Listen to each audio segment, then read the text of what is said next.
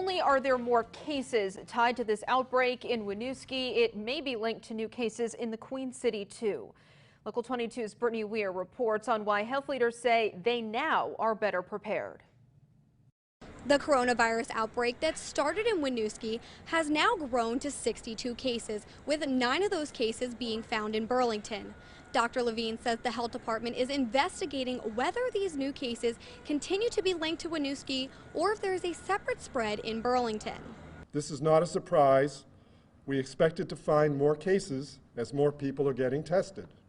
And I want to emphasize again that this could happen anywhere. According to the health department, the transmission of the virus is linked to a close web of people who shared a common activity. Through our contact tracing, we've identified that we think this is a pretty well contained situation or outbreak. According to the state epidemiologist Dr. Patsy Kelso, Vermont is in a different place now than the beginning of April. Vermont is able to do more testing and the cases are not sporadic. You know, we had several weeks of very few cases, some days with 0 new cases.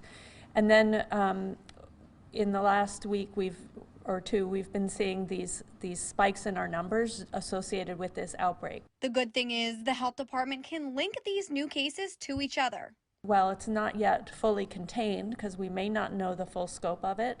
We know where it's coming from. Governor Phil Scott said 2 months ago we were only doing 100 tests a day, but on Saturday there were over 900 tests. We want to do whatever we can to utilize the resources we have in the best way possible.